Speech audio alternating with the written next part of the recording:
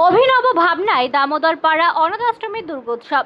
শিশুদের হাতেই সূচনা পুজোর। দুর্গাপুজো মানেই আনন্দ, মিলন আর উৎসবের আবহ। তবে পূর্বস্থলী 1 নম্বর ব্লকের দামোদর পাড়া অনাথ এবং বৃদ্ধাশ্রমের দুর্গোৎসব যেন একটু আলাদা। এখানে দেবীর আরাধনার সূচনা হয় ছোট ছোট শিশুর হাত ধরে।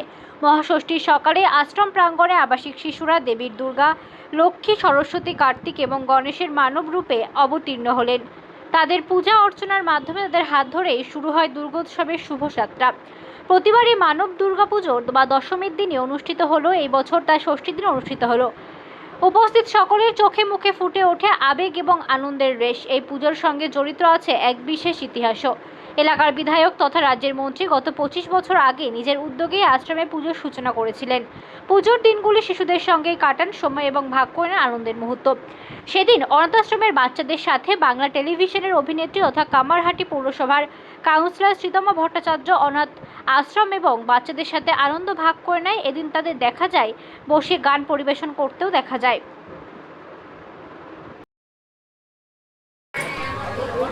আমি বিকাশ আসছি, আমার খুব ভালো লাগছে। আমরা এখানে প্রত্যেক বছর সেদিন থেকে আমি এবার প্রথম বিকাশ আসছি। আর আমরা সবাই দেখছে অনেকজন এসেছে, আমাদের খুব ভালো লাগছে। আর মায়ের কাছে কি চাইবে? মায়ের কাছে চাইবো যেন সমাজের পাশে সবার মা বাবা থাকে, আর আমাদের মতো কেউ যেন অনাথ না থাকে, সবাই যেন থাকে। তোমার নাম? আমার নাম রিয়া। এইখানে আপনার এবছরে না প্রত্যেক বছরই এরকম মানব পুজো বা চিন্ময়ী মিন্ময়ী রূপে পুজো হয়? মাকে মা ভেবেও যেমন পুজো করি, আর অনাথ আশ্রমে থাকা ছেলেমেয়েরাই কেউ দুর্গা, কেউ সরস্বতী, লক্ষ্মী সাজে, তাদেরও পুজো করি, অঞ্জলি দিই। দুদিকে দুই পূজা হচ্ছে। আর এবারে আমাদের পুজো মণ্ডপের থিম বাংলা মোদের গর্ব।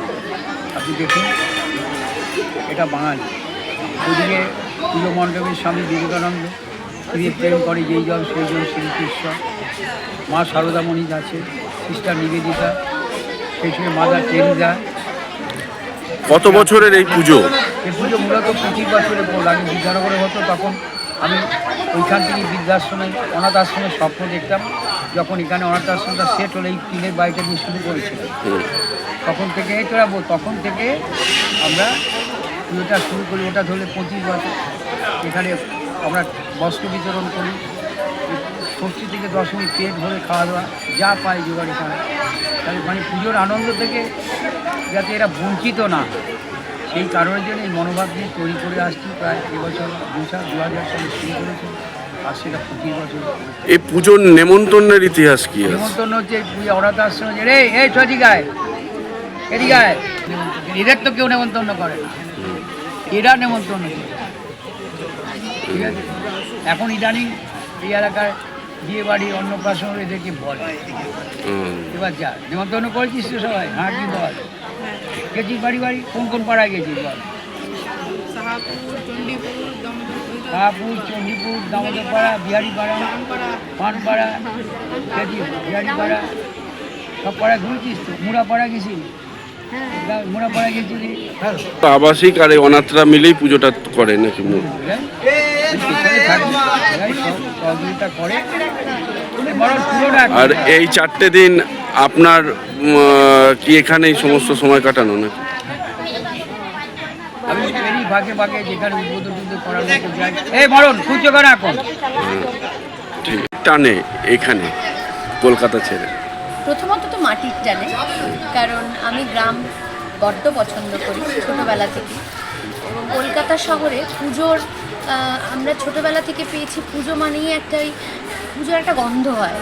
সেই গন্ধটা এখন কলকাতা শহরে একদম নেই বললেই চলে, প্রায় লুপ্ত।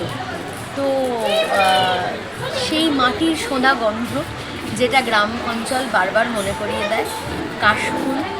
এবং সবথেকে বড় যেটা ভালো লাগার জায়গা, সেটা হচ্ছে এই আশ্রম। যেই আশ্রমে এত ছোট ছোট বাচ্চারা, এত মা বোনেরা রয়েছেন, যাদের আন্তরিকতা, গ্রামের মানুষের এমনি একটা বিশাল বড় আন্তরিকতা হয়। সেই আন্তরিকতাটা টানে ছুটে আসা, যেটা মেন অ্যাট্রাকশন এখানে। যে আমরা তো কলকাতা শহরে মূর্তি পুজো করি, এবং পাশাপাশি যেটা হয় বিভিন্ন বনিদি বাড়িতে এবং বিভিন্ন মঠে কুমারী পুজো হয়।